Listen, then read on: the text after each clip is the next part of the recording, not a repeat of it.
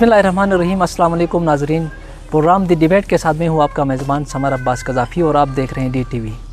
नाज़रीन, आज हमारे साथ हमारे मेहमान हैं गिलगित बल्तिस्तान पाकिस्तान तहरीक इंसाफ गिलगित बल्तिस्तान के सेक्रेटरी इत्तलात अकबर हुसैन अकबर साहब हमारे मेहमान हैं। अकबर हुसैन अकबर साहब, नाज़रीन हम आपको बताते चलें कि इनका जो है वो सहाफ़ती उसके अंदर मैदान में अदबी उसके अंदर शोबे के अंदर और समाजी शोबे के अंदर इनका बहुत अहम किरदार है। ये हमारे गिलगित बल्तिस्तान के सीनियर सहाफ़ी हैं और हल्का 4 नगर से इस वक्त गिलगित बल्तिस्तान के इलेक्शंस में कंटेस्ट करने जा रहे हैं 2020 में।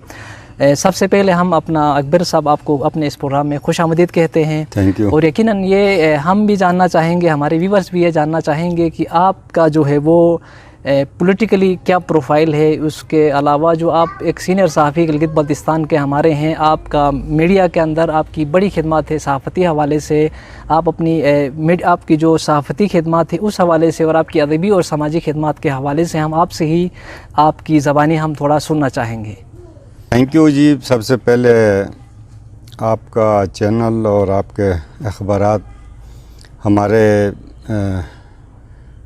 कॉज़ के लिए, गिलगित बल्तिस्तान के काज के लिए आप लोग अच्छा काम करते हैं, कवरेज ठीक होती है और इसी तरह हमारी पार्टी के लिए भी आप ज़्यादा स्पेस देते हैं। उसके लिए हम आपके चैनल और आपके अखबारात दोनों का शुक्रिया अदा करते हैं। बहुत शुक्रिया।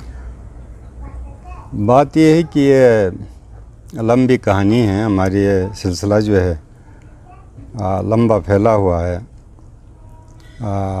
70s से। ठीक। 70s से मैं स्टूडेंट लीडर के तौर पे Gilgit Baltistan student central organisation एक हमारी मरकज़ी वो होती थी तंजीम स्टूडेंट्स की, तलबा की, तो उसका मैं 4 साल सदर रहा हूँ, अनअपोज्ड में आता था। ठीक। तो बुनियादी मकसद तो खिदमत था, लोगों की, अपने इलाके की खिदमत था। तो उसके बाद फिर 94 में हमने पहली दफ़ा इलेक्शन कंटेस्ट किया एज इंडिपेंडेंट कैंडिडेट। उसके बाद 99 में मैंने इंडिपेंडेंट इलेक्शन लड़ा। फिर मैं 2004 में बन गया इसका मुशर्रफ के ज़माने में PMLQ का चीफ ऑर्गेनाइज़र गिलगित बल्तिस्तान का। ठीक। तो मेरा जो पॉलिटिकल लाइफ है उसकी सबसे बड़ी जो मैं कामयाबी समझता हूँ, क्योंकि हमारा जो पॉलिटिकल यहाँ का जो सिस्टम है वो बड़ा कंफ्यूज टाइप का रहा है शुरू से। तो एज सच कोई पॉलिटिकल पार्टी के तौर पे या किसी इंडिविजुअल के उसमें कैपेसिटी में कोई ऐसी बड़ी चीज़ सामने नहीं आई है कि कोई किसी ने रोल प्ले किया हो। पॉलिटिकल पार्टीज़ का कहते हैं, पीपल पार्टी ने वो एक दिया था पहले, भुट्टो साहब ने कुछ वो किए थे रिफॉर्म्स, तो उन रिफॉर्म्स में कुछ चीज़ें थी भी पब्लिक कंजम्पशन के लिए, तो कुछ चीज़ें थी, लेकिन कुछ बेसिक खराबियां भी उनमें साथ थी। तो GB स्पेसिफिक पहला जो पैकेज आया रिफॉर्म्स का वो मुशर्रफ के ज़माने में आया। ठीक। तो आपको चीज़ें जो हैं वो कोई प्लेट में रख के देता नहीं है, उसके पीछे एक कहानी होती है। तो उस दौर में कारगिल का वाक़या हुआ था, तो हमारे गिलगित GB स्काउट्स ने जो रोल प्ले किया वहाँ पे, तो उससे खुश होके मुशर्रफ ने कहा कि हम कुछ देना चाहते हैं इस इलाके को। तो मुझे मुशाहिद हुसैन सैयद साहब ने, जो उसके जनरल सेक्रेटरी थे और मेरे उस्ताद भी थे, मैं उस वक्त मुस्लिम अखबार में जब था तो ये मेरे उस्ताद थे, इन्होंने ही मुझे अपॉइंट भी किया था, मुझे ग्रूम भी किया, लिखने की तरफ माइल किया, बताया, टिप्स देते थे, हमें गाइड करते ज़बरदस्त। थे। ये मेरे उस्ताद थे। तो मैं वहाँ भी हर वक्त गिलगित बल्तिस्तान के मसाइल को छेड़ता रहता था, लिखता भी था मैं, हमारे इश्यूज़ क्या हैं क्या नहीं हैं। उस ज़माने में गिलगित बल्तिस्तान का अखबारात में एक सतर नहीं आती थी, कहीं जाके साल में कोई एक आध कोई छोटी मोटी कोई किसी की खबर लग गई, बाकी तो बिल्कुल ब्लैकआउट होता था। तो मैं वहाँ पे करके, मैंने मुस्लिम अखबार था मेरा, the Muslim, daily the Muslim, ठीक। तो उसके थ्रू मैंने गिलगित बल्तिस्तान के इश्यूज़ को बहुत हाईलाइट किया। तो जाहिर है एक अखबार हाईलाइट करता है तो दूसरे भी अट्रैक्ट होते हैं, वो भी शुरू होता है, तो वो एक सिलसिला कंपटीशन चलता शुरू रहता हो है। गई। तो हमारे एरिया को कवरेज मिलना शुरू हो गई। ज़बरदस्त। तो उसके बाद मुझे उन्होंने कहा कि आप आएँ गाइड करें, आप हमारा वहाँ दिमाग ख़राब करते थे, अब आएँ, मौका मिला है। मैंने कहा क्या है? तो उन्होंने कहा मुशर्रफ साहब कुछ देना चाहते हैं, तो हमें गाइड करने के लिए बंदा चाहिए, and you are the right person to guide us, तो आप आ जाएं। मैं इलेक्शन लड़ना चाहता था, टिकट के लिए गया था। तो उन्होंने कहा छोड़ो टिकट को, आप खिदमत करनी है। मैंने कहा जी। तो कहा इधर आ जाओ, ये काम करें आप। मैंने कहा ठीक है। तो उसके बाद मैंने उसका मैनिफेस्टो लिखा, और उसके बाद वो पैकेज मैंने लिखा। तो अल्लाह के फजल से कुछ हमारे जवानों की कुर्बानियाँ थीं, जिनकी वजह से ये इस तरफ राग़िब हुए थे, माइल हुए थे। तो फिर मेरी भी काविशें और मुशर्रफ की ख्वाहिश भी थी कि वो इस इलाके को कुछ दे। तो सब मिलजुल के जब अल्लाह ताला जो चीज़ें बनाना काम निकालना चाहता है, तो हर चीज़ जो है वो मुवाफ़िक आती है। तो उसके लिए मुझे कहा, तो मैंने फिर वो पैकेज दिया। तो उसके तहत आपको गिलगित बल्तिस्तान में काउंसिल थी, पहली दफ़ा असम्बली मिली, और आपका सुप्रीम अपीलेट कोर्ट बन गया, आपका 2 ज़िले बन गए, हुंदा नगर, अस्तौर, एक खरमंग गुलतरी का भी था, वो उनके आपस में कुछ अख्तलाफात थे जिसकी नज़र हो गया, वो नहीं हो सका, वरना 3 ज़िले बन जाते। और इसी तरह गिलगित स्काउट जो डिसबैंड किया था उसको बहाल करवाया। तो एट ए टाइम 5000 नौकरियाँ निकली। और आपके नया जो जहाज़ का पहले वो था फोकर फ्रेंडशिप की सर्विस थी, तो उनकी जगह ATR सर्विस शुरू हो गई पिंडी इस्लामाबाद के दरमियान। फिर जलखट से लेके KKH तक रोड पक्का हो गया। फिर आपके 2 नए अदारे बन गए, और 50,000 तक हाउस बिल्डिंग के लोन माफ़ हो गए। तो इस तरह से मतलब उस ज़माने में जो भी वो हो गया, वो मुशर्रफ के ज़माने में हुआ। तो उसमें ये GB काउंसिल भी था, वो बाद में मुशर्रफ तो चला गया, क्योंकि हमारे पैकेज में काउंसिल भी शामिल था। उन्होंने कहा कि हम एक फ़ेज़ में यही करेंगे, तो इसको बाद में हम कर लेंगे ये भी, तो इस वक्त पैसा बहुत इन्वॉल्व है, तो हम इतना वो नहीं कर सकते। तो ठीक है, वो था, हमने कहा ठीक है। लेकिन मुशर्रफ चला गया, पीपल पार्टी की आ गई, गवर्नमेंट आ गई। तो उसने फिर वो एक उसको कुछ थोड़ा सा शेप दे के वो एक आर्डर बना दिया, और इस तरह से तो वो काउंसिल भी बेसिकली हमारे पैकेज का हिस्सा था। ठीक। तो ये मेरी सबसे बड़ी अचीवमेंट है, इसलिए कि उस ज़माने में GB असम्बली की बात करना या इस तरह की कोई चीज़ें जो हैं वो ममनू थी, समझ लें, टैबू जिसे कहते हैं ना, सियासत पॉलिटिकल टैबू था वो। तो वो उसको ब्रेक किया, आइस ब्रेकिंग हो गई वहाँ से।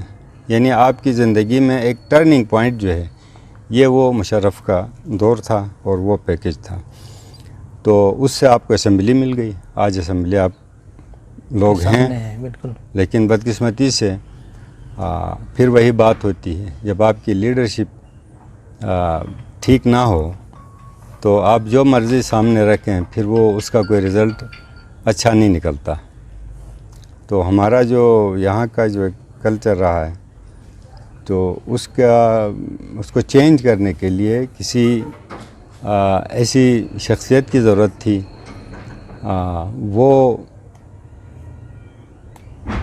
वो शख्सियत जो है वो सामने नहीं आई, ठीक। तो आखिर में हमने देखा ये इमरान खान साहब, उनसे हमारी कोई मीटिंग्स थी, तो उन्होंने कोई ऐसी बातें की, हमें यकीन दहानियाँ करवाई, बल्कि हमसे भी ज़्यादा बढ़ चढ़ के वो बोलते थे।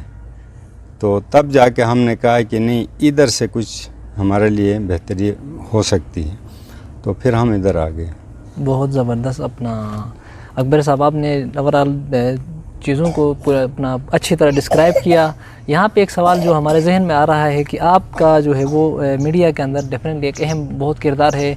आप सहाफ़त के साथ साथ फिर आप सियासत में आपको जो है वो आने का कैसे जो है वो इत्तेफाक हुआ? जी जी, वो मैं यही अर्ज़ कर रहा हूँ कि 94 में असल बात ये थी कि एक अखबार के ज़रिए काम करना, बिल्कुल, या एक इंडिविजुअल के तौर पे काम करना, और एक फोरम के ज़रिए से काम करना, इसमें बड़ा फ़र्क प्लेटफॉर्म होता के है। ज़रिए से काम करना। बिल्कुल। हमने देखा इंडिविजुअल हमारी एफ़र्ट्स तो थी। अब आप सुप्रीम कोर्ट की जो पिटिशन्स हैं, ये अल जहाद ट्रस्ट वाला, ये भी अपना मरहूम जस्टिस शहबाज, मैं और कुछ ये इंपोर्ट एक्सपोर्ट के पेशे से वाबस्ता अफराद थे, हमारी पिटिशन थी। फिर हमने एंगेज किया था हबीब वहाबुल खैरी साहब को, जो अल जहाद ट्रस्ट अदारे के चेयरमैन हैं।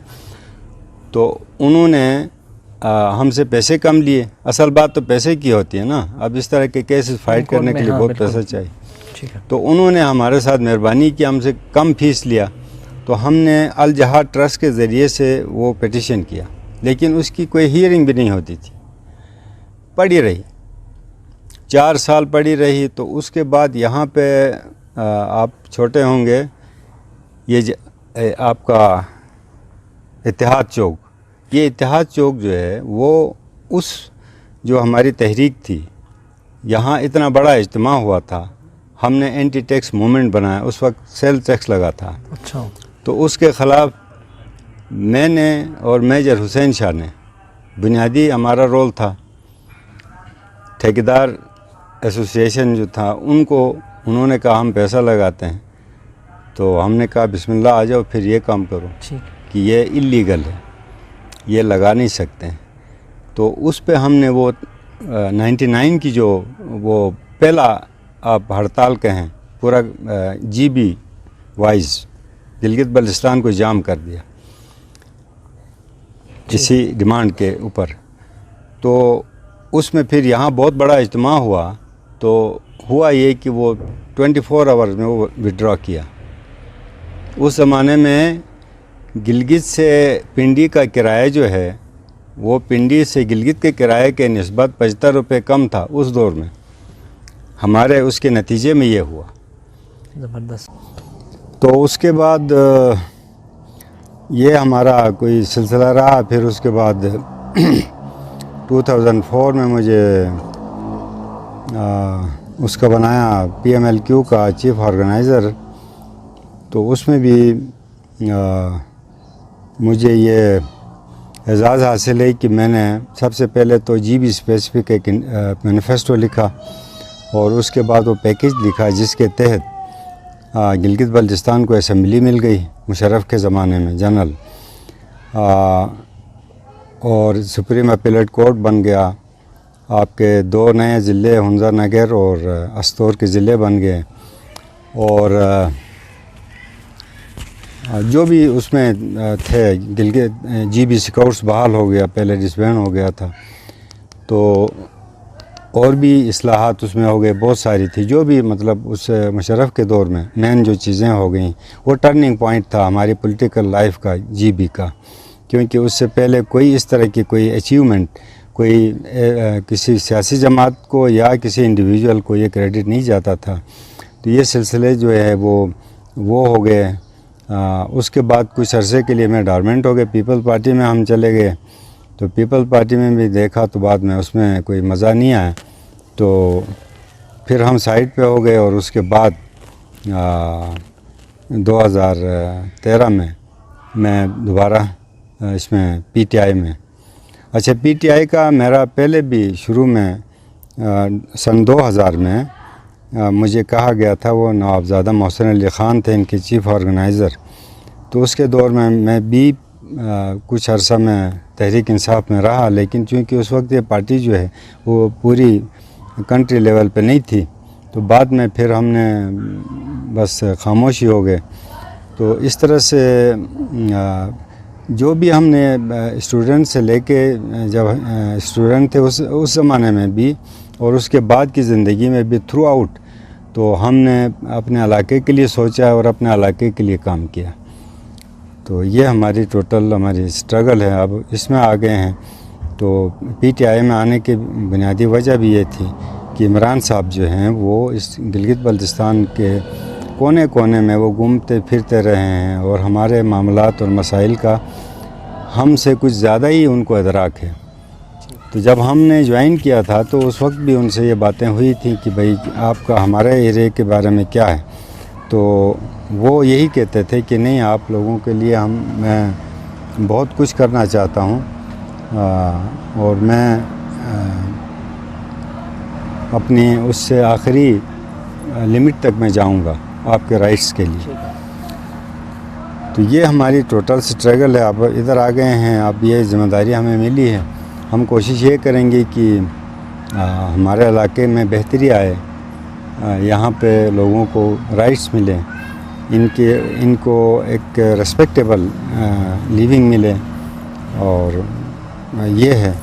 और वो जो पिटिशन का मैंने ज़िक्र किया था, वो भी एक हमारे इसमें एक माइलस्टोन आप कह लें, हमारी जो स्ट्रगल है उसमें। उस पिटिशन के नीचे में सुप्रीम कोर्ट ऑफ पाकिस्तान ने ये फैसला दिया है और उनको ये कहा है कि इनको बेसिक राइट्स दे दें। तो बस ये सब इनमें हमारी काविशें और वो साथ रही हैं। ये हमारी स्ट्रगल है। अच्छा अकबर साहब, आपका जो सहाफ़त के मैदान के अंदर भी आपकी बड़ी खिदमत है। हमारे व्यूवर्स को आप अपनी जो सहाफ़ती खिदमत है, आपने कब से जो है वो सहाफ़त का आगाज़ किया था, गिलगित बल्तिस्तान के जो इश्यूज़ थे इनको हाईलाइट करने के हवाले से आपने क्या कुछ काम किया, इस हवाले से कुछ हमारे व्यूवर्स को आप बता दें। जी, वो सहाफ़त तो मेरी तकसीम है, एक प्रिंट और एक इलेक्ट्रॉनिक का।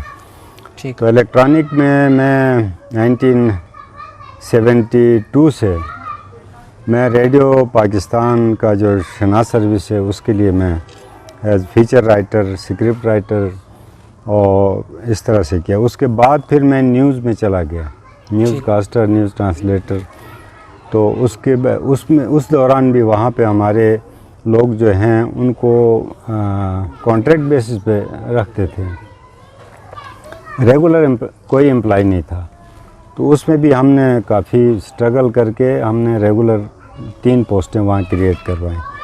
तो वो सिलसिला रहा। बाद में मैं अखबार में भी इन्वॉल्व हो गया। बिल्कुल। तो डेली द मुस्लिम इंग्लिश का न्यूज़पेपर था, उसको ज्वाइन किया। तो उसमें फिर वो सब एडिटर मैं उसमें शामिल हुआ था। उसके बाद आखिर में एग्जीक्यूटिव एडिटर मैं वहाँ से, उस वक्त अखबार बंद हो गया। तो अखबार बंद हो गया तो उसी साल मैंने 98 में ये बंद हो गया था। तो 99 में इलेक्शन में आ गया यहाँ पे। तो इंडिपेंडेंट कैंडिडेट के तौर पे मैं इलेक्शन लड़ा और तीसरी पोजीशन थी, अच्छा वोट लिया था मैंने। तो हार गया। फिर मैं वापस गया, फिर मैं पीटीवी ज्वाइन किया।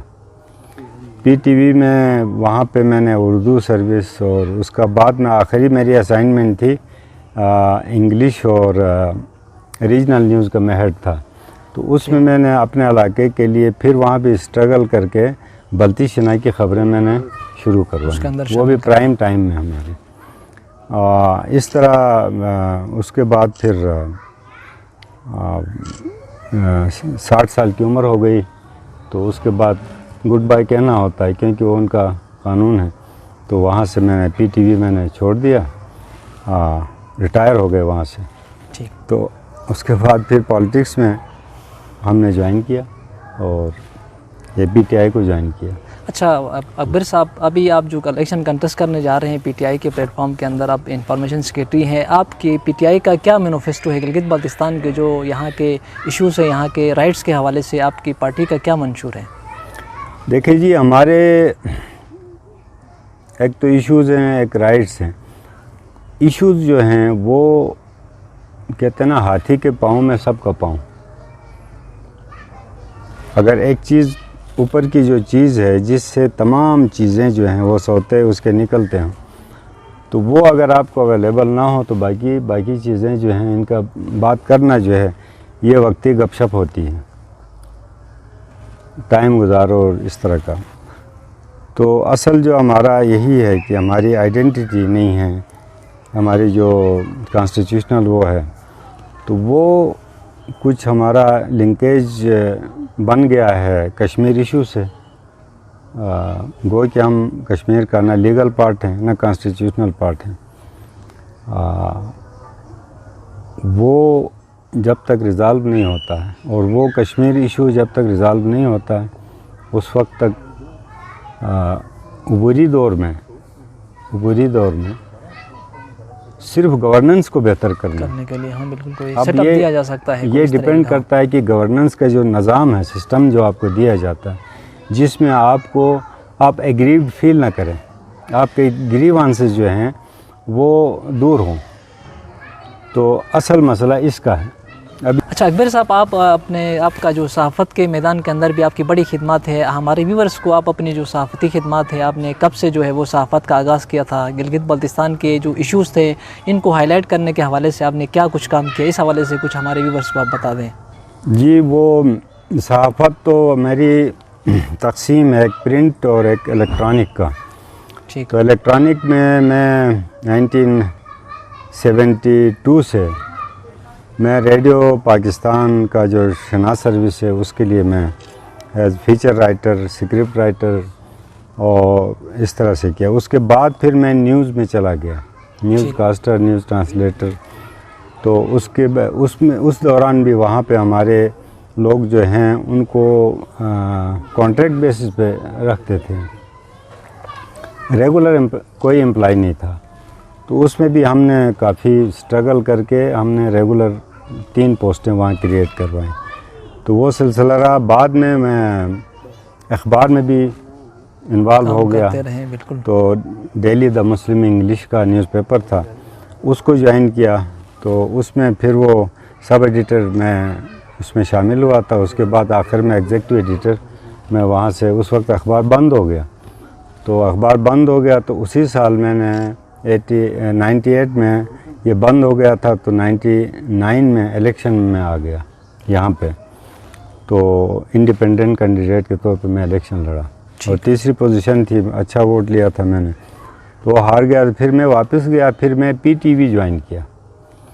PTV में वहाँ पे मैंने उर्दू सर्विस, और उसका बाद में आखिरी मेरी असाइनमेंट थी इंग्लिश और रीजनल न्यूज़ का मैं हेड था।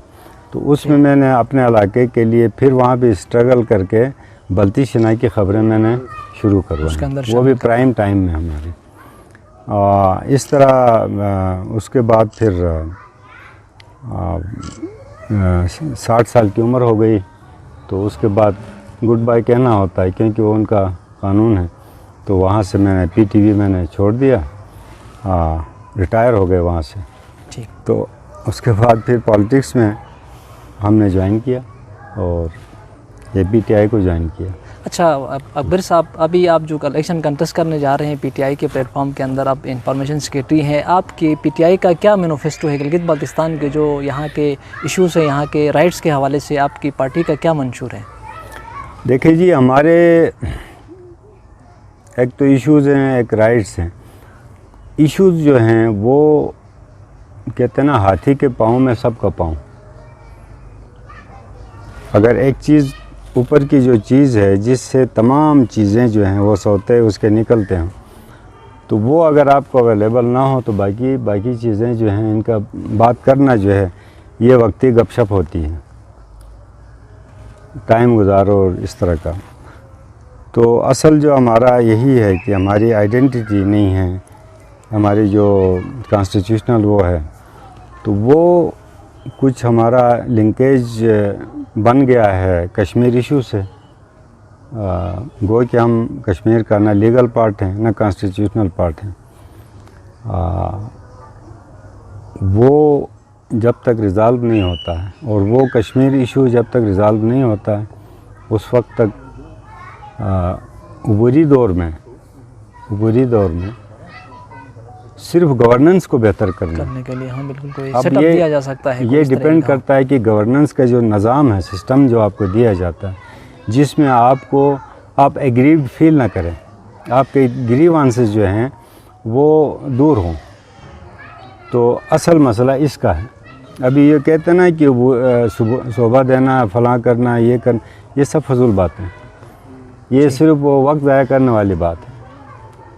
तो असल मामला है इस वक्त जो हमारे पास है, जब तक कश्मीर इशू का फ़ैसला नहीं होता उस वक्त तक हमें कोई कॉन्स्टिट्यूशनल पोजीशन हमारी जब तक नहीं बनती है, तो फिर ये राइट्स की इस तरह की बात करना जैसे आम तौर पर आजकल की जाती है वो पॉसिबल नहीं है। इस वक्त हमारा इशू है गवर्नेंस का, कि भाई कश्मीर का इशू अगर हल नहीं होता है तो क्या हम लटके रहेंगे? तो उसका कोई हल होना चाहिए। ठीक है। बुरी दौर में जो है ये चीज़। अच्छा, गिलगित बल्तिस्तान में आप क्या समझते हैं जो गवर्नेंस है उसकी सूरत हाल क्या है? गुड गवर्नेंस को हम कैसे बेहतर बना सकते हैं? इस हवाले से आपकी पार्टी का और आपका पर्सनल कोई इस हवाले से क्या स्ट्रेटजी है? जी, गवर्नेंस का तो ये है ना, सबसे पहले आपका हमारे आज तक जो गवर्नेंस के ख़राबियाँ हैं उसमें कुछ हमारे अपनी पॉलिटिकल जो लीडरशिप है उसकी वीकनेसेस की वजह से भी ये मसाइल पैदा हो गए। क्योंकि आपके अगर लीडर अच्छा नहीं है, लीडर जो है वकील होता है, ठीक। वकील जो है वो कमज़ोर केस को मजबूत भी करता है और मजबूत केस को ख़राब भी करता है। तो आपकी लीडरशिप में खामियां रही हैं, इसकी वजह से आज तक हम सफ़र कर रहे हैं। अगर हमारी लीडरशिप ठीक होती तो ये मसाइल पैदा नहीं होते, क्योंकि आपने अपने केस को समझाना है। जैसे 2004 में एक वो मौका अपॉर्चुनिटी हमें मिली थी तो हमने किया, तो आपको एक असेंबली मिल गई, असेंबली मिली है। तो अब आपने किस तरह की जो हमारा एक ही फोरम है यहाँ पे सियासत का, वो वही है, असेंबली में जाना है, वही फोरम है, उसमें आपने बात करनी है। उसमें जो लोग जाते हैं उन्हीं ने आपके मसाइल को आगे टेकअप करना है। तो वो किस कैलिबर के और किस कैपेसिटी के लोग होते हैं जो आप असेंबलियों में भेजते हैं। तो उसके लिए बुनियादी चीज़ थिंकिंग, बेसिक जो लोगों की सोच है उसको चेंज करना है।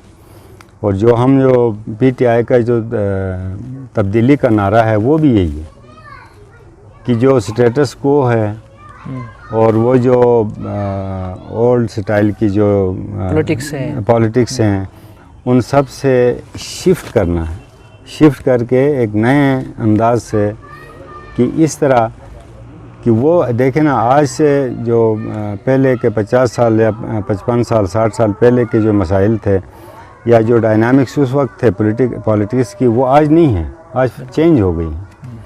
तो बिलखुसूस हमारे इलाके में ये जो कश्मीर में जो किया है मोदी ने, उसके बाद तो और ज़्यादा बहुत ज़्यादा चेंजेस आ गई हैं। तो अब इस चीज़ को रियलाइज़ करके अब हमारे यहाँ ये जो इलेक्शन का प्रोसेस है, अब जो आ रहा है, हमारे इलेक्शन हो रहे हैं, उसमें भी ये देखना है कि पुरानी जो पार्टियां हैं उनको आपने बार बार आजमाया। कोई 2 दफ़ा पावर में आ गया, कोई 1 दफ़ा आ गया, कोई 3 दफ़ा आ गया, कोई हाँ जी किसी इत्तेहाद की शक्ल में आ गया, कोई किस तरह आ गया। तो वो सब के सब जो हैं, उन लोगों ने जो कुछ डिलीवर किया है, आज आपके पास जो कुछ है वो इसी का नतीजा है। अब हमें ज़रूरत है कि कोई कमिटेड किस्म के लोग हों और आगाह हों, यानी जो आपके नेशनल पॉलिटिक्स, इंटरनेशनल पॉलिटिक्स, आपके अपने जो मसाइल हैं, डोमेस्टिक मसाइल हैं अंदर के, आपके रिसोर्सेज क्या हैं, उनको किस तरह से आप लोगों ने उससे फ़ायदा लेना है, और आगे जो है किसी से जो लेना है, राइट लेना है, तो उसको किस तरह कन्विंस करना है। तो उसके लिए आपको एबल लीडरशिप की ज़रूरत है। तो एबल लीडरशिप मेन चीज़ ये है। पहले भी लीडरशिप की कमज़ोरी की वजह से ये मसाइल पैदा हो गए हैं, वरना कोई थाली में रख के आपको देता नहीं है। बच्चा जो है वो रोता है तो माँ दूध देती है। और दूसरी बात ये कि सेल्फ सेंटर पॉलिटिक्स ज़्यादा है हमारे यहाँ पे। तो वो सेल्फ सेंटर पॉलिटिक्स से हट के आप अपने पूरे गिलगित बल्तिस्तान के उस पर्सपेक्टिव में चीज़ों को सोचना शुरू करें और इस तरह से आगे आप स्ट्रगल करें तो फिर उसके रिज़ल्ट्स बिल्कुल आ जाते हैं। ठीक। अच्छा अकबर साहब, आपने कहा कि गिलगित बल्तिस्तान के अंदर जो है वो लीडरशिप का बहुत ही बहरान है, ये इशू है, आज तक हमारे यहाँ पे अच्छी लीडरशिप सामने नहीं आई है। आप क्या समझते हैं, इसकी क्या वजूहात है? अच्छी लीडर क्यों नहीं सामने आती है? क्या जो पब्लिक है उसको वोट नहीं देती है? अच्छे काबिल कम्पिटेंट जो लोग आते हैं, अच्छा विजन लेके, तो इसको हम, इस बहरान को जो अपना लीडरशिप का है, इसको हम कैसे कम कर सकते हैं? उसका जो है ना, कोई इग्नोरेंस है, बुनियादी चीज़ जो है। अब वो मेरे ख़्याल में वो मसला किसी हद तक हल हो गया, इग्नोरेंस अब नहीं है। अब यूथ है, अब एजुकेशन का देखें आप, हमारा लिटरेसी रेट जो है मुल्क के दूसरे इलाकों से हमारा ज़्यादा हो गया है। और एक एक्सपोजर का मसला था, पहले हमारा ये लैंड लॉक्ड एरिया था, उसकी वजह से हमें, हमारे लोगों को एक्सपोजर नहीं मिलता था, पॉलिटिकल अवेयरनेस नहीं थी, अपने राइट्स की वो नहीं थी, इदराक नहीं था कि हमारा क्या हक है और हमने किस तरह लेना है। तो अब मैं पुरुम्मीद हूँ, आजकल की जो जनरेशन है, हम जहाँ बैठते हैं हमारी तवक्कुआत से बढ़ के लोगों में अवेयरनेस है। तो मैं अभी उम्मीद तो है, लेकिन इसमें एक चीज़ ये है कि पीछे से जो ट्रेडिशनली जो पॉलिटिकल पार्टीज़ का वोट लेने का, वोट देने का जो एक निज़ाम, इस्टेब्लिश निज़ाम है, उसको हमने तोड़ना है। और उसमें हमारी जो एजुकेटेड यूथ है, और फिर पहले जो हमारी ख़वातीन थी जो बिल्कुल ही इस प्रोसेस से बाहर थी, तो वो भी अब उस प्रोसेस में हमारी पार्टी जो है, पीटीआई जो है, वो उसको उनको इम्पोर्टेंस दे रही है, उस प्रोसेस के अंदर ला रही है।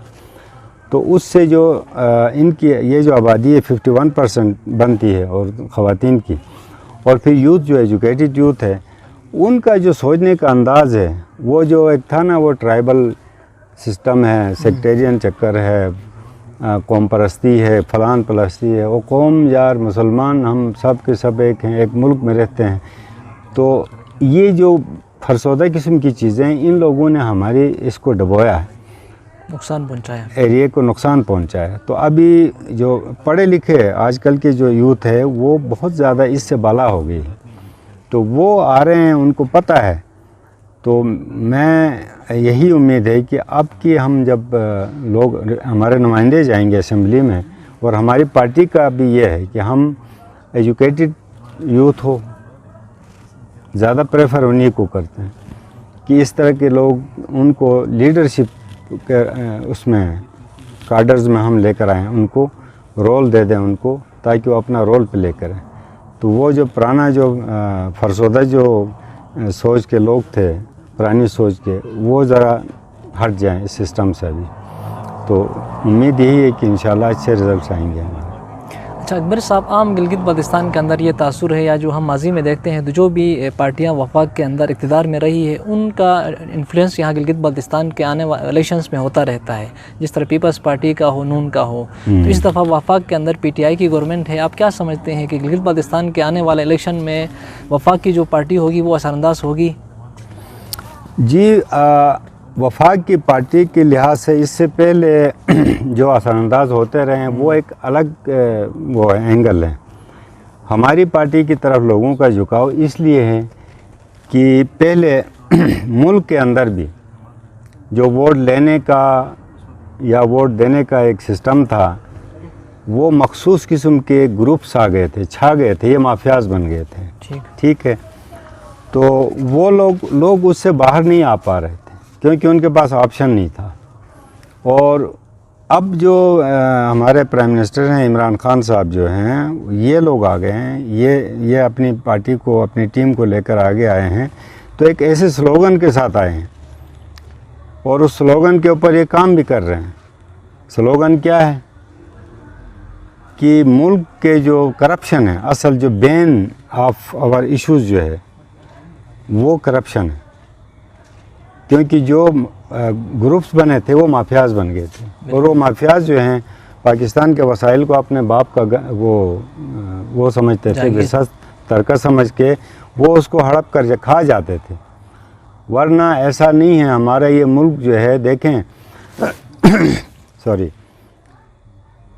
अंग्रेज़ आए 100 साल, मुग़ल आए, ख़ानदान ग़ुलामा, ये नादिर शाह, तैमूर, हर किस्म के लोग आके लूट लाट के चूस चास के, इसको सोने की चिड़िया कहते थे इंडिया को, इंडिया बरसगीर को। अब वो इंडिया डिवाइड हो गया, पाकिस्तान बन गया। हमारे पास अपनी वो है, अल्लाह के फजल से कोई कमी नहीं है, मौसम भी 4 हैं यहाँ के, और हम ज़रूरी तौर पे ख़ुद कफ़ील हैं, और रिसोर्सेज हमारे पास बहुत हैं, तेल भी है, गैस भी है, मादनियात भी हैं, और कई चीज़ें यहाँ पे जो हैं वो हैं। लेकिन हमारा माफियाज़ ऊपर आ गए, वो एक लंबी कहानी है, वो कैसे आ गए। अब उन माफियाज़ ने, जिस तरह सेंट्रल एशिया के माफियाज़ हैं, इसी तरह यहाँ भी माफियाज़ बन गए। अब उन लोगों ने इस पे हमारे उस पे सांप की तरह बैठे हुए थे ऊपर वसाइल पे। तो हमारे लीडर ने, इमरान खान साहब ने ये नारा लगाया, उनको पता था कि असल मसाइल क्या है। ठीक। असल मसला ये है कि आप जो खुद अपना पैदा करते हैं वो भी ये लोग खा जाते थे, बाहर से कर्जे ले लिए वो भी ये लोग खा जाते थे। तो उन्होंने ज़ाती एम्पायर्स बनाए, पर्सनल एम्पायर्स, अपने बच्चों के लिए, अपने ख़ानदान और अपने जो करीबी जो चमचे खर्चे थे उन लोगों को, चंद लोगों को उन्होंने नवाजा और पूरे मुल्क को बिल्कुल ही कंगाल करके छोड़ दिया। तो हमारा मेन नारा ही है, क्योंकि आप मुल्क को तरक्की दे सकते हैं तो ज़ाहिर पैसे से दे सकते हैं, आपका पैसा होगा, वसाइल होंगे तो आप तरक्की देंगे। ठीक है। अब इसमें सिर्फ हमारी इन्होंने इक़्तिसादी दहशतगर्दी नहीं की है, बल्कि मैं कहता हूँ अखलाकी दहशतगर्दी भी हुई है। अखलाकी दहशतगर्दी क्या है? इन लोगों के इन बुरे अमाल की वजह से इनके साथ जो बुरे लोग थे वो उनके साथी बन गए। तो माशरे में जो पॉजिटिव अक़दार थे हमारे, उनका भी सत्यानाश हो गया। यानी आपके जो इक़्तिदार पे, इस निज़ाम, इक़्तिदार के निज़ाम के अंदर डाउन द लाइन आखिरी आदमी तक ठीक बंदे नहीं थे, करप्ट लोग थे। तो हमारा लीडर जो है उसका ये मोटो है कि हमने ये निकालना, हमने सब।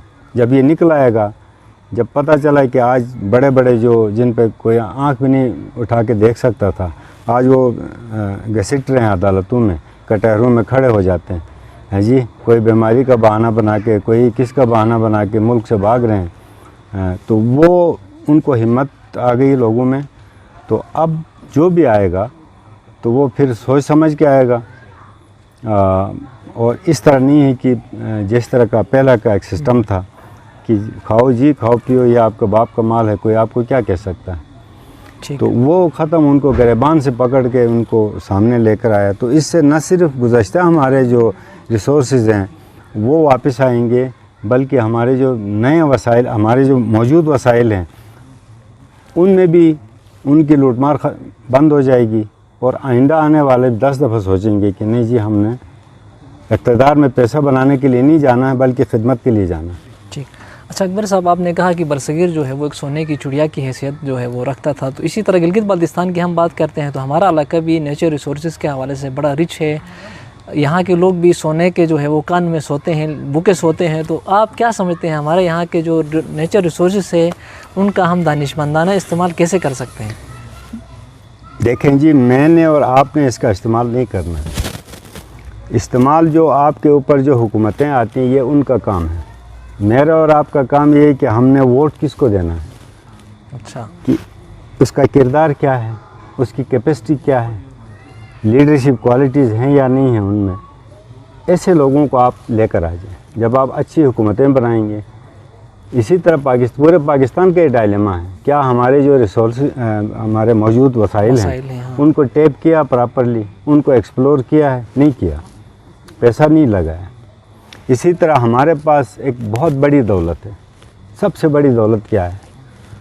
आपके जो ये पहाड़ हैं, इनमें तो हैं ही ख़जाने हैं, सोने की कान तो है ही है। ये जो आपका जो सोनीवाल कहते हैं, एक पूरा कबीला जो है कब्ल मसीह से गोल्ड डस्ट को वाश करता है, सोने निकालता है रेत से। वो सोना कहाँ से आता है? वो वही हमारे पहाड़ों से आता है। काने हैं लेकिन उसको एक्सप्लोर नहीं किया किसी ने, उसमें इन्वेस्टमेंट नहीं हुई, इसको एक कॉलोनी समझा लोगों ने। इसके अलावा हमारे पास ये है आपका टूरिज़म का। अल्लाह ताला ने इस इलाके को इतनी खूबसूरती दी है, इतनी नेचुरल ब्यूटी है कि स्विट्ज़रलैंड इसके पाँव की खाक। अभी पिछले साल इमरान खान साहब आए थे तो उन्होंने यही कहा कि ये स्विट्ज़रलैंड जो है वो गिलगित बल्तिस्तान से छोटा है, लेकिन पाकिस्तान के चंद अमीर मुल्कों में उसका शुमार होता है। किस वजह से होता है? उसकी आमदनी क्या है? हमारे पास तो मादनियात भी हैं, ये इजाफी एडिड अट्रैक्शन है। जो मेन जो चीज़ है वो हम आपका टूरिज़म है।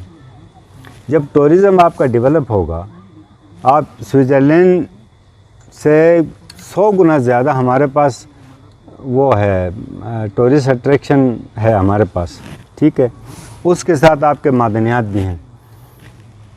तो प्राइम मिनिस्टर ने यही कहा कि हम इस एरिए को टूरिज़म के हिसाब से इतना आगे ले जाएंगे कि पाकिस्तान तो छोड़ो, बाहर के लोग यहाँ पे आएंगे जॉब्स के लिए, इन्वेस्टमेंट के लिए। आज आपके यहाँ पे इन्वेस्टमेंट नहीं हुई है, इन्वेस्टमेंट वहाँ नहीं की जाती जो कॉलोनी समझा जाता है।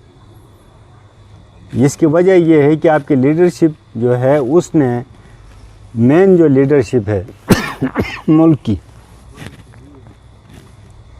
उसको अट्रैक्ट नहीं किया, उनमें वो सलाहियत नहीं थी।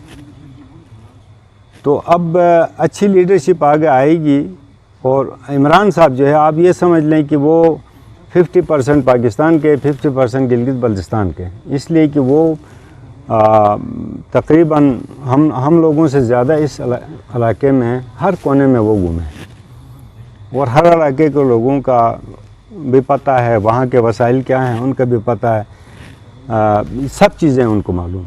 तो वो अब एक पॉलिसी, ऐसी कम्प्रिहेंसिव पॉलिसी हम लेके आ रहे हैं टूरिज़म को डेवलप करने की, कि उससे आज हमारे पास जॉब्स का मसला है, हमारे पास वसाइल नहीं है ना। जब वसाइल हम खुद जनरेट करेंगे तो फिर जॉब भी मिलेंगी, फिर आपके पास पैसा आएगा फरावान।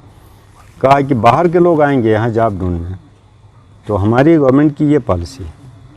ठीक, इसलिए आपकी पीटीआई की गवर्नमेंट ने वफाक के अंदर उसने गिलगित बल्तिस्तान के जो मेगा प्रोजेक्ट्स थे उनको उस पर कट लगाया है। फिर उसके बाद यहाँ पे गिलगित बल्तिस्तान में सी पैक के हवाले से, फिर जितने यहाँ के नेचर रिसोर्सेज है उससे फ़ायदा लेने के हवाले से आप क्या कहना चाहेंगे कि कैसे हम इनसे इस्तेफ़ादा कर सकते हैं? जी, नेचुरल रिसोर्सेज का मैंने एक तो कुछ तो आपको बता दिया कि हमारे जो मुख्तलिफ़ किस्म के मादनियात हैं, सोना है, मुख्तलिफ़ किस्म के प्रीशियस स्टोन्स हैं, वो तो जगह जगह हैं, वो भी एक हमारा है। और एक और बड़ा हमारा पानी का है जो वसीला है। यानी इस वक्त इंडस जो है वो वाहिद दरिया है जो सालिम जो है वो हमारे पास मौजूद है। ये पूरे पाकिस्तान को भी सैराब करता है। अब बदकिस्मती माजी में ये रही है ये कि ये जो कंजक्टिव गवर्नमेंट्स आई हैं, चाहे पीपी की आई या नून की आई हो, यही लोग आते जाते रहे, बारियां लेते रहे। हाँ जी, बारियां लेते रहे। तो इन लोगों ने आज तक ये क्यों नहीं किया? आज पानी का, बिजली का जो आपका सबसे बड़ा मसला है, आप प्रॉपर गिलगित में आपको कितना मसला है? ये शहर है आपका, कैपिटल सिटी है, स्कर्दो का है। दूसरे जो साइड की जो इलाके हैं वहाँ पे जगह जगह, हालांकि हमारी हर हैबिटेशन जो है एक पानी के एक नाले से, जहाँ से 400, 500, 1000 घर तक बिजली आराम से बन सकती है, वो नहीं किया।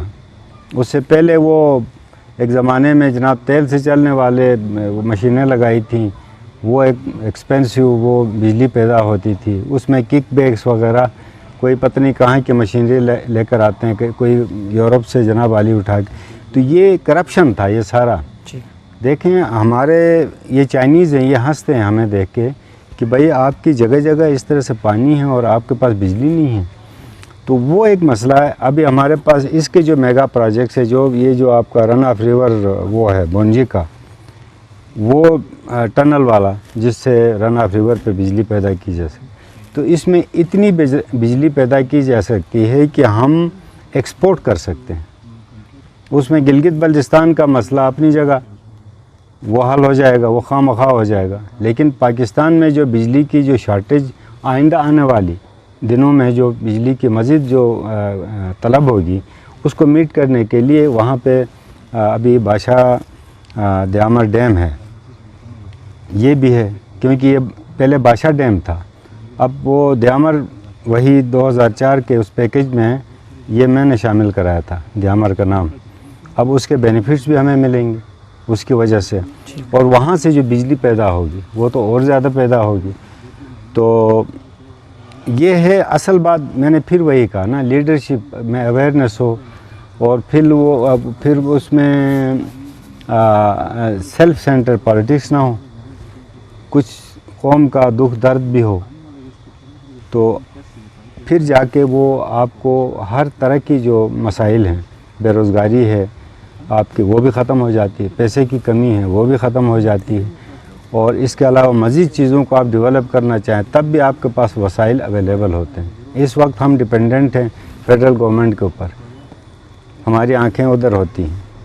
अभी आपने कहा कि वो मेगा प्रोजेक्ट्स और ये, और मेगा प्रोजेक्ट्स होते तो अब नज़र भी आए ना सामने। हमारी गवर्नमेंट को आए हुआ अभी 2 साल हो गए हैं, टोटल 2 साल हो गए। इससे पहले तो इनकी अपनी पार्टी की हुकूमत थी ना, तो उस वक्त ये कहाँ थे? वो मेगा प्रोजेक्ट्स पे अमल क्यों नहीं हुआ? वो मेगा प्रोजेक्ट्स तो दूर की बात है, उनकी गवर्नमेंट के दौर में आपका सरताज अजीज़ ने एक वो बनाया था सिफारिशात, हाँ सिफारिशात उसने मरतब की थी, उस पे इम्प्लीमेंट इन लोगों ने क्यों नहीं किया था? ये सब मैं इसीलिए कह रहा हूँ कि अब हमारी गवर्नमेंट आई है, वो इंशाल्लाह अभी कोई ऐसा पैकेज बना रही है कि इसमें हमारी जो है वो हर किस्म की महरूमी दूर होगी। महरूमी जो है, जब आप मोहताज होते हैं तो महरूम होते हैं, आप मंगते बन के बैठेंगे तो फिर आप हमेशा रोते रहेंगे। तो आपके अपने भी तो वसाइल हैं ना, इनको जनरेट करके इनसे पैसा क्यों नहीं बनता है? या आज तक क्यों नहीं किया इन लोगों ने? ये कहते हैं ना कट मारा, ये मारा, वो मारा। भाई कट मारा है तो मुल्क के हालात क्या हैं, इक़्तिसादी हालात किस तरह के हैं, इसके बावजूद उनकी गवर्नमेंट के मुकाबले में हमारी गवर्नमेंट में कोई सियासी विक्टिमाइजेशन नहीं की और दिल खोल के इनको फंड्स दिए। हाँ, जहाँ पे करप्शन का इस्तेमाल हो, देखें ना यहाँ इल्ज़ामात भी हैं। अब जैसे ये हैंजल पावर प्रोजेक्ट है, इसका भी हमने सुना है कि पीछे किकबैक्स मांगे जा रहे थे। कुछ चीज़ें ऐसी मशकूक चीज़ें थी तो उनको होल्ड पर रखा। फिर कुछ पूरे मुल्क में आपके जो आर्म फोर्सेस हैं उन लोगों ने भी अपने जो हैं उसमें से कट मार के बचत के लिए, मुल्क के हालात को देख के, तो पूरे मुल्क में जनाब एक सिलसिला बन गया है। हालात ख़राब हैं, सब कुछ हैं, तो कुछ ये भी फैक्टर्स हैं, कुछ करप्शन के मामलात भी हैं, उनकी शिकायतें हैं, तो उनको भी एड्रेस करना है। तो इस वजह से कुछ चीज़ें अगर रोकी गई हैं तो इस वजह से, ये नहीं कि वो आज नहीं तो कल तो इम्प्लीमेंट होना ही है। ठीक है। पाकिस्तान की जो 70 साला महरूमियाँ हैं, इसमें फिर हमें मुख्तलिफ़ हुकूमतों ने पैकेजेस के ज़रिए जो है वो हमें अभी तक पैकेजेस पे पैकेजेस दे के हमें चलाया है। आप क्या समझते हैं, हमारा कोई मुस्तकिल हल क्या है? गिलगित बल्तिस्तान के सेटअप कोई कैसा हम दे सकते हैं, और यहाँ की जो अवाम की महरूमियाँ हैं उसको हम कैसे ख़त्म कर सकते हैं? मैंने आपको अर्ज़ किया ना पहले भी, हाथी के पाँव में सबका पाँव, एक मिसाल मैंने दी है ना। ये सारा आपका जो निज़ाम है ना, गवर्नेंस का सिस्टम जो है वो ठीक हो तो सारी चीज़ें खुद ब खुद ठीक हो जाती हैं। तो आपका ये जो पैकेजेस से तो मामलात ठीक नहीं होते हैं। गवर्नेंस का सिस्टम जो है, जब तक हमारा जो असल जो सलूशन है वो कश्मीर इशू के रेजोल्यूशन तक हम सस्पेंड हैं। लेकिन इस दौरान क्या हम इसी तरह बैठे रहेंगे? मेन इशू ये है। ठीक है। अब इसको कैसे एड्रेस करना? अब उसके लिए आपके पास मुख्तलिफ ऑप्शंस हैं। अब गवर्नेंस को ठीक करने के लिए आपके UNCIP की जो रेजोल्यूशंस हैं उनमें जो पैरामीटर्स फिक्स किए गए हैं उनके अंदर रहते हुए आपने लोगों को एक ऐसा सिस्टम देना है, सिस्टम ऑफ गवर्नेंस, जिसमें आपके ये तमाम मसाइल जो हैं उनको एड्रेस किया जाए। हमारी गवर्नमेंट जो है इसके ऊपर कर रही है। इंशाअल्लाह कोशिश हमारी यही है कि हम इन तमाम चीज़ों को हम एड्रेस करें। बाकी परमानेंट सोल्यूशन कश्मीर सोल्यूशन से अटैच है, तो उसका कोई इमीडिएट कोई वो नहीं है। तो अब देखें कि गवर्नेंस हमारी ठीक हो जाए, क्योंकि आपके सुप्रीम कोर्ट का भी ये फ़ैसला है 99 में जो दिया है मई में, उन्होंने भी ये कहा कि इनको राइट्स दे दें। तो राइट्स जो हैं वो इनका मतलब ही ये होता कि इनका जो पॉलिटिकल जो राइट्स हैं, तो उसमें राइट टू वोट जो बेसिक चीज़ है वो है। तो राइट टू वोट वाला जो असेंबली की ज़रूरत थी वो पूरी हो गई है। अब उस ज़रूरत के पूरे होने के बाद जो चीज़ हम मांग रहे थे, क्या हम उसके अहल भी अपने आप को हमने साबित किया है? ये भी एक इशू है। ठीक है कि आपकी 2 असेंबलियाँ तो गुजर गई, उन लोगों ने क्या किया है? कौन सा कानून पास किया? क्या उनकी प्रोग्रेस है? सब आपके सामने है। इसलिए लोगों में अवेयरनेस, अब पढ़े लिखे लोग जो हैं वो जब आगे आएंगे वो टेक ओवर करें। ये पुराने जो रॉटन किस्म की लीडरशिप है इसको एक तरफ कर दें और एजुकेटेड लोगों को लाएं, कैरेक्टर वाले लोगों को लाएं, अच्छे फेसेस को सामने लाएं, जो जिनको वतन से की मिट्टी से मोहब्बत है, ऐसे लोगों को लाएं। वो नहीं कि वो जो सिर्फ पैसा बनाओ, पैसा बनाओ, पैसा लगाओ, पैसा बनाओ, पैसा बचाओ। आजकल तो ये सियासत है, ये कमर्शियल हो गई, ये एक तिजारत है। अब तिजारत में ये बिल्कुल ये उनका कोई विजन के साथ कोई ताल्लुक़ नहीं है। वो सिर्फ़ और सिर्फ यही चाहते हैं कि पैसा बनाना है, वो सोसाइटी में अपना एक नज़र आना है लोगों में कि ये जी फ़लाँ ये, इससे आगे हमारी सियासत नहीं है।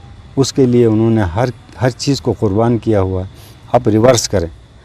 अब मैं यूथ से भी ये अपील करूँगा, बिलखुसूस एजुकेटेड यूथ से, कि अगर आपको अच्छा मुस्तकबिल, आपकी नस्लों को बचाना चाहते हैं तो आप एजुकेटेड लोगों को सामने लाएं। और एजुकेटेड में भी उनको जिनका एक्सपोजर है, जो मामला फ़हम है, जिनको नेशनल इंटरनेशनल पॉलिटिक्स का इदराक है। आज हमारे पास वसाइल आ रहे हैं, सी पैक भी आ रहा है, बादशाह दयामा डैम बन रहा है, बिजली पैदा होगी उसमें से, हमारे पास वसाइल भी अभी जनरेट हो रहे हैं। लेकिन उन वसाइल को इस्तेमाल करना भी तो एक बड़ा काम है ना। बिल्कुल। तो उसके लिए आप किस तरह के लोगों को आगे भेजते हैं? क्योंकि हमारे पास ये एक ही फोरम है, ये असेंबली वाला, और कोई आपके पास ऐसा निज़ाम नहीं है। तो जब एबल लीडरशिप आएगी तो वो आपको अदारे बना के देगी। जब अदारे बनेंगे तो जॉब्स निकल आएंगे, आपके लिए वसाइल लाएगी। जब वसाइल आएंगे तो बेरोज़गारी ख़त्म हो जाएगी। आपको मुख्तलिफ़ किस्म के जो चीज़ों में महरूमी फ़ील करते हैं आपको, जैसे आप जदीद दौर में, हम तो अभी तक बहुत पीछे 50 साल या उससे भी ज़्यादा हम पीछे हैं बाकी इलाकों से। जबकि हमारे जो अपने इलाके के जो अपने डायनामिक्स हैं वो ये हैं कि हम it is a land of just enough, कि हमारे अपने वसाइल हैं। अगर ये महरूमी और ये कमी जो है वो किसी और इलाके में होती तो वहाँ के लोग पता नहीं क्या हो जाते। हम सरवाइव इसलिए करते हैं कि हमारे यहाँ पे हर बंदा जो है किसी हद तक सेल्फ सफिशिएंट है, कि उसके पास ज़मीन है, कोई बेघर नहीं है, कोई मांगने वाला नहीं है। तो इसकी वजह ये है कि हमारे अपने रिसोर्सेज हैं। अब अगर उसमें ऐड हो जाएं ये इजाफी चीज़ें तो हम तो बहुत ज़्यादा ऊपर चले जाएंगे। ठीक है।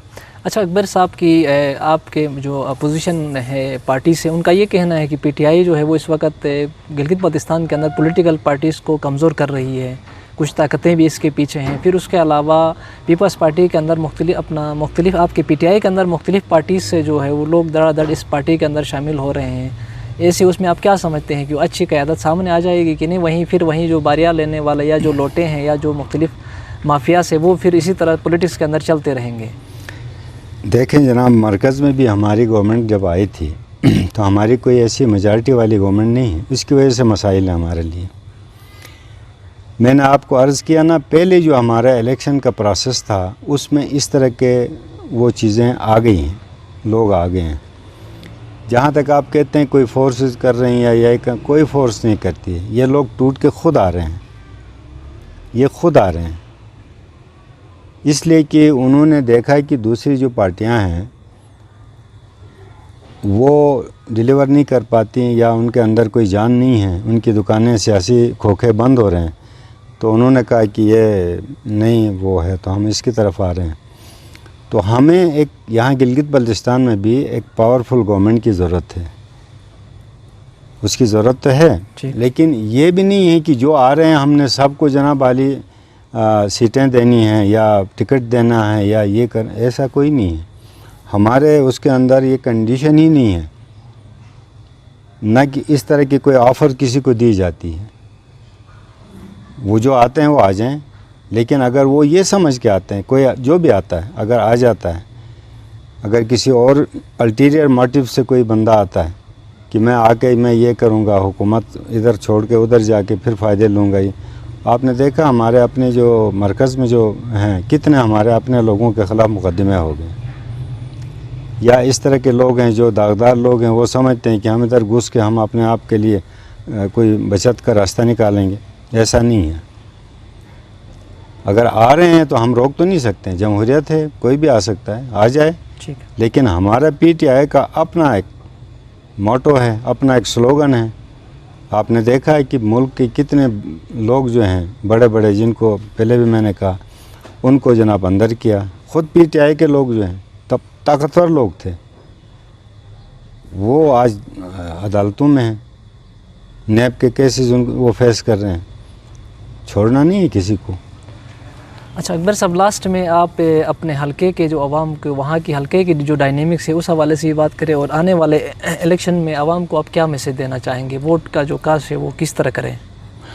मैं अपने हलके के आवाम को भी और पूरे GB के आवाम की मैं बात करता हूँ। ये प्रॉब्लम है सबका, बिल्कुल, लेकिन बदकिस्मती ये है कि मेरा जो हलका है वो इस वक्त गिलगित बल्तिस्तान में सबसे पीछे है, सबसे पीछे। किसी भी उसमें फील्ड में देखें तो नगर का और मेरा हलका जो है, आगे भी 2 हलके हमारे, तो पूरा नगर जो है वो घसीट रहा है इस वक्त, वो कंपटीशन में साथ नहीं है। तो इसकी अलग वजूहात हैं कि ये नगर जो है इसने बड़ा अहम रोल प्ले किया इस गिलगित बल्तिस्तान की आज़ादी में। आप देखें कि कर्नल हसन है, हमारे जो लीडर्स हैं, कर्नल एहसान है, कैप्टन बाबर है, जो टॉप के लीडर हैं, जो जमहूरिया गिलगित का सदर बना था 16 दिन की जो गवर्नमेंट थी हमारी, शारइस खान है, और इसी तरह दूसरे जितने भी लोग हैं मैन जो मीर आफ्नगर तो खैर था ही नगर का, और जो सेकंड रैंकिंग लीडरशिप है जो तहरीक आज़ादी में, वो भी नगर की है। तो इन लोगों का गिलगित बल्तिस्तान की तहरीक आज़ादी में प्रोमिनेंट रोल है, नंबर 1 पोजीशन पे ये थे। आज वो बहुत पीछे क्यों है? वहाँ भी ये मसाइल है, वहाँ कुछ इनहेरिट किया हमने मसाइल को, उसकी वजह से आप देखें जो लीडरशिप आ गई वो फेल हो गई, नहीं कर सके वो, तो लोग पीछे हैं। आज वहाँ का भी यूथ और ख़वातीन बिलखुसूस जो पहले से इग्नोर किया जाता था, हमारा वो एक कहते ना जस्टेर व माशरा है जी, रिवायात हैं, कल्चर की जो चीज़ें हैं, वो जो ट्रेडिशनल जो वो हैं उनसे हट के अभी आपने सोचना है, क्योंकि दौर नया है, ये कंपटीशन का ज़माना है। इस दौर में आप पुराने टोटकों से काम नहीं चला सकते, आपको नया ब्लड लाना है, नए फेसेस लाने, अच्छे फेसेस लाएं जो डिलीवर कर सकते हैं, जो आपका हर उसमें है, मुल्क के अंदर है, मुख्तलिफ सूबे होते हैं, उनको आपस में खींचा तानी होती है वसाइल के तकसीम में और दूसरे चीज़ों में। अब पाकिस्तान की जो मुख्तलिफ प्रोविंसेस हैं उसके उनमें भी आपस में खींचातानी है। तो उनके लीडर्स अगर ठीक हैं तो वो अपने लिए ज़्यादा खींचते हैं, नहीं हैं तो नहीं होता। तो इसलिए हम कहते हैं कि आप वो जो रवायती जो आप जिनको आज़मा चुके हैं, पार्टियां हों या इंडिविजुअल्स हो, उनको आप मत आज़माएं, आप अच्छे लोगों को सामने लाएं। क्योंकि फिर मैंने कहा कि अच्छा लीडर कौम का जिस हलके के वो नुमाइंदगी करता है उसका वकील होता है। वो अगर वकील तगड़ा है तो आपका केस वो जीत जाता है, कमज़ोर है तो फिर वो नहीं कर सकता। बहुत शुक्रिया अकबर हुसैन अकबर साहब, आपने हमें टाइम दे दिया। नाजरीन, लास्ट में इस पैगाम के साथ कि इलेक्शन में आप ज़रूर हिस्सा ले लें, वोट, क्योंकि जो है वो ज़मीर की आवाज़ से अच्छे पढ़े लिखे जो है क़यादत को आप सामने लेके आ जाएं ताकि आपके मसाइल आपके डोर स्टेप पे हल हो सके। इसी के साथ अपने मेज़बान समर अब्बास क़ज़ाफ़ी को इजाज़त दें। अल्लाह हाफ़िज़।